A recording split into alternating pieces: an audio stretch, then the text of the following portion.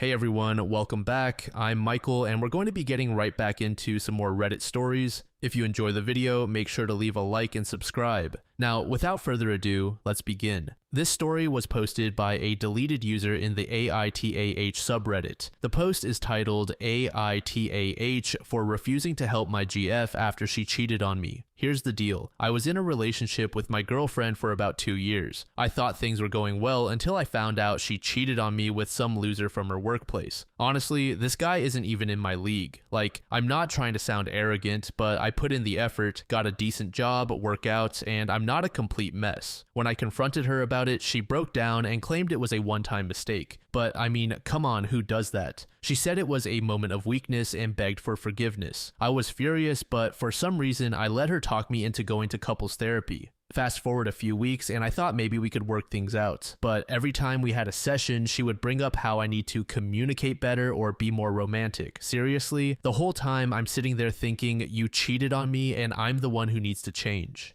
Last week, she came to me in tears, saying she couldn't find her job fulfilling and wanted to quit and pursue some vague dream of being an artist. Honestly, that sounded like a load of crap. She's not talented and I don't want to support her while she flounders around. So I told her, you want to quit your job? Fine, but I'm not paying your bills if you do. She exploded, saying I was being unsupportive and selfish. I told her that after she cheated, I owe her nothing. Now she's sulking and acting like I'm the villain here. I feel like I'm standing up for myself, but maybe I'm just bitter about the cheating. User AllAnderos said NTA. However, you're either going to have to fully forgive her and move on, or you should admit that you aren't going to be able to forgive her cheating and move on for both your sakes. Do not get roped into fully supporting a cheating deadbeat. User Tifu said, come on man, she cheated on you with a loser, gaslighted you, and still tries to make you the villain in this story. You've lost the trust and respect you once had for her. Do yourself a favor, dump her, move on, and find a more compatible, loyal, and less unhinged girl than this one. There are 4 billion women in this world. I'm pretty sure you can do better than a cheating lazy jerk. This next post was made in the AITAH subreddit by a throwaway account. The post is titled AITAH for cutting back on work to prove a point to my wife. My wife is usually an angel of a woman, but has recently gotten into a friendship with a woman whom I personally believe is a bad influence on her. Not in a patronizing way, more of a lie down with dogs, get up with fleas type of situation. I never said anything about her childishness or her very radical misandry because frankly, it doesn't affect me, until it did. A few months ago, my wife began pressuring me to do more around the house. Before I get an instant YTA, we already split chores and childcare. Admittedly, she had a bigger share than I because she is a stay-at-home mom, but I do most of the cooking. I take out the garbage, do laundry, and deep clean the bathrooms once a week. I also help with our boys' homework and such. She insists that I am not doing enough and that I should be doing more around the house. I tried having discussions with her asking what she expected from me, and for months it seemed to be going nowhere. She used the D word more than once when speaking on this, which felt manipulative. It boiled over when we were out with friends one night and she began talking about how I never helped out and how I use her as a house slave. I will admit I saw red. This next part is where I may be the asshole. I didn't say anything that night, but the next day I asked my boss to be given reduced hours for the next little bit due to stress. And I took over everything in the house. I cooked breakfast and made lunch for the boys before I drove them to school. I cleaned the house top to bottom. I did every dish we had twice, and so on. My wife was blindingly happy and bragged to her friend that she finally had me worn in. She didn't lift a finger for around a month. Then she began asking why we never went on dates anymore and complaining that she wanted to get her nails done as they were growing in. I explained that I had to take that out of our budget so we could continue to afford everything else. But we could absolutely have a movie night in and I could paint her nails for her. She was unhappy with that solution, so I asked her if she would want to get a part-time job to pay for either luxury. You would have thought I asked if she wanted to join a cult. She then asked if I could just pick up more shifts at work to cover her other expenses and used the phrase, be a man, which I found more than a little insulting. I then asked her if she would be willing to go back to splitting the chores and such, which is when she began to catch on that the two were related. She yelled at me that I was being a manipulative asshole for doing this and even claimed it was financial a word. I stood strong for a while, but now I am questioning my methods because even I feel what I did was a bit underhanded. User JTL Rush said NTA, you did what she asked. Reading stories like this really make me question if I want to get married. User DHeffy said NTA, but what is your wife doing? It's time to sit down and write a list of the hours of contribution you both put in because there is a discrepancy. You then need to address that there was never a problem until her friend came along. Being a stay-at-home mom means that she works around the house and does the child care, which is interesting since the kids are in school. User Magoo said NTA. Being a stay-at-home parent means you do most of the housework. I'm not sure why your wife doesn't understand that. Dude, you said that your wife is an angel, but I'm not really seeing it. Threatening divorce to bludgeon you into doing more housework is a pretty big red flag.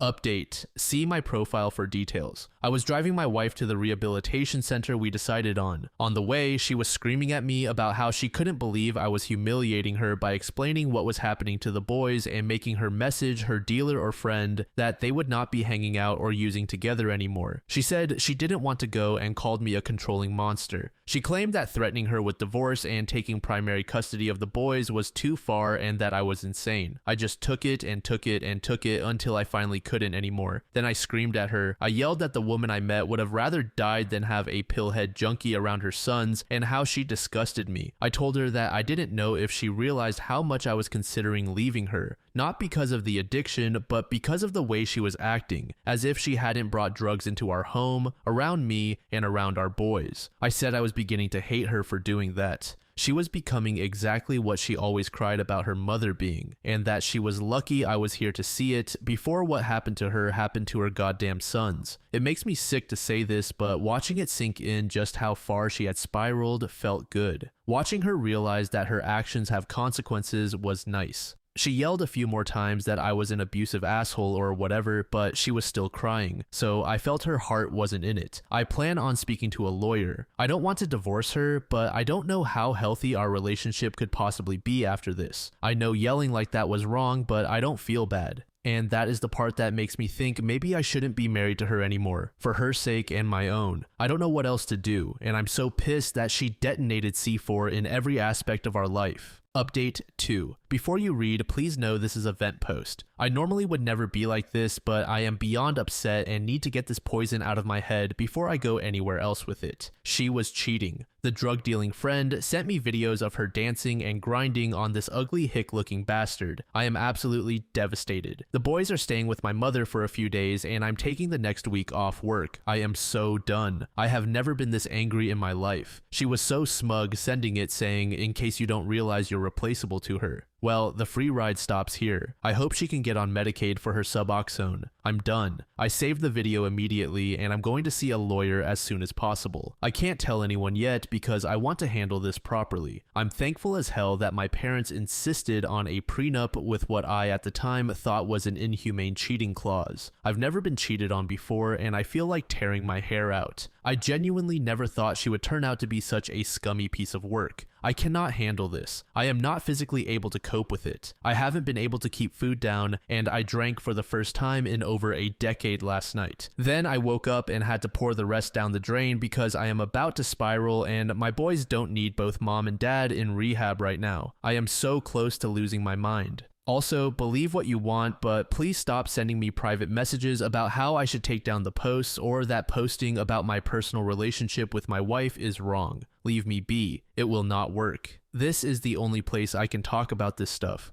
Update 3. You can read my other posts for more context on what happened to get here if you like, but the short version is that I was blind to my wife's addiction until she admitted it and went to rehab. While she was in rehab, I received evidence that she had been cheating frequently and with more than one person. I have been working on filing for divorce while she's in rehab, not just because of the cheating, but because with that on top of everything else, and myself nearly sinking back into my own addiction due to the stress of the situation, I couldn't stand to even think of her anymore. There's no healthy relationship that has room for that mindset. I honestly didn't want to be in a room with her again to try mediation or counseling, especially since the last time I was alone with her, I raised my voice and felt at the time that she deserved it. I moved all of her belongings to our guest room except for the pills I found hidden in her bedside table. I took pictures of those in their hiding spot and then flushed them. I also removed her from my bank account and credit cards. I spoke to my boys, explaining the situation without demonizing their mother to the best of my ability. They seemed to understand that I have no intention of abandoning them. Blood or not, they are my sons. Then she came home. The boys were and still are away at camp, a birthday present paid for by my mother. She was quiet with her eyes on the ground from the moment I picked her up at the facility all the way home. Once we got home, I led her to the guest room silently, and she didn't take it well, crying before she could even take the first step. Throughout the next couple of weeks, I let her get settled. Though I stayed carefully neutral, I know she could tell something was coming. I wanted to be as fair as possible and let her get used to being out before I said anything. That was one thing I hated about leaving rehab. Everything was flying at me so fast that I didn't have time to breathe. Finally, I asked her to sit on the couch and began explaining that I do not believe I can continue being married to her and that I wanted a divorce. I should have known her reaction was all wrong. She didn't say anything at all. She only nodded and cried quietly as I spoke. I explained that I did not intend to hurt her but could not be married to her anymore and that maybe both of us should focus on being the best parents we can be. I told her I had no intentions of kicking her out and that because of our prenup, the divorce should be straightforward. She should feel safe beginning to look for employment now, and once she has a job, I will help her find an apartment.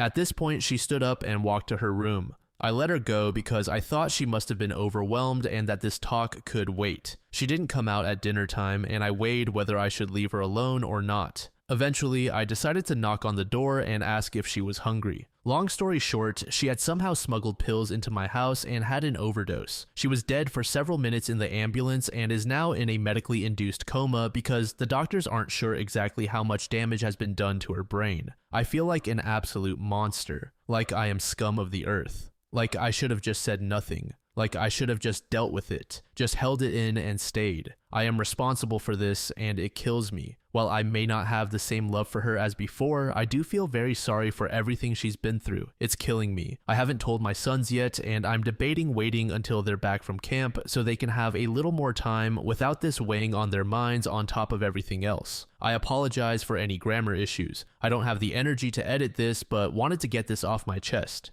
Update 4. My wife is dead. I haven't updated in a while and I'm sorry, but I'm sure you can guess why I wasn't feeling up to it. I know that everyone said she was manipulating me or trying to make me stay with her, but honestly, even if that was the case, it didn't matter. The moment she woke up, we both started crying and talking, and we didn't stop for days. She went back into rehab for a little while, came out, and we did both couples and solo therapy. She seemed happy, she seemed better, and I had hoped that the craziness was over and that we would just be happy again. I didn't update then because, frankly, I was scared of how everyone would react. I don't do well with getting yelled at. She promised me that if anything happened, if there was anything she needed to talk to me about, she wouldn't hesitate. Everything was going well, and now when I ask myself if there were signs she would go back or that she never stopped, the answer is no. Nothing except the fact that she had an overdose at her friend's house while I was working and died on her couch. The friend didn't even want to call an ambulance. Her boyfriend had to convince her to. I don't think either of them were arrested that day, but I know from the news that she was picked up a couple of months ago for selling drugs. Everyone kept telling me to go to the police, and frankly, maybe I should have, but with the way the police act, it wouldn't have done much good. Since then, I have been drifting terribly. I took up smoking again, something I quit before I got married because she hated the smell. I hate it now too. The smell, I mean, but the hand-to-mouth action is nice. My sons are in therapy and are coping with the loss as well as could be expected. The younger two talk about her a lot, but the eldest is mostly angry. I'm thankful he doesn't seem to want to say things to his brothers about it, but I always let him tell me anything he's thinking, even when it breaks my heart. I know that maybe everyone here has an idea of who my wife was, but one thing you could never deny was how much she loved our boys. They were her pride and joy, absolutely everything to her. I miss her. I miss her so much it feels like a death rattle to breathe.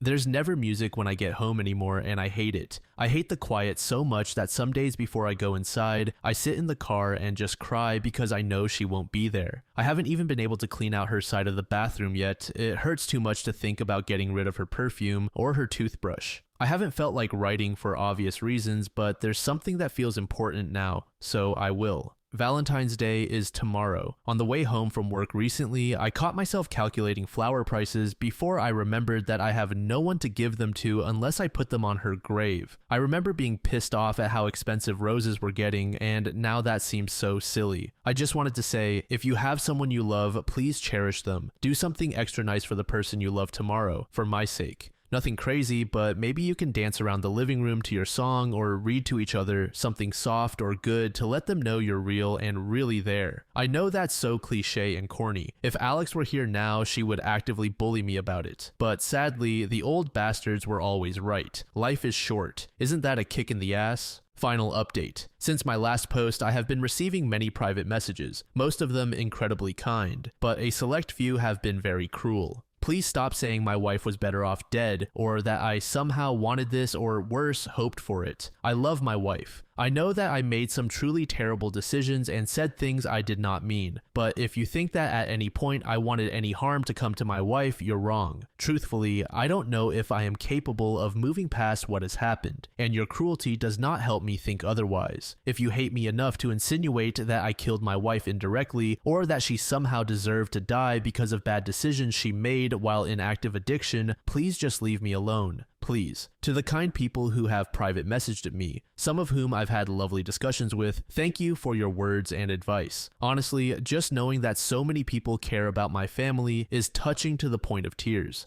The fact that you reached out privately to share your stories or offer advice and guidance is something I can never adequately thank you for, but I wish I could.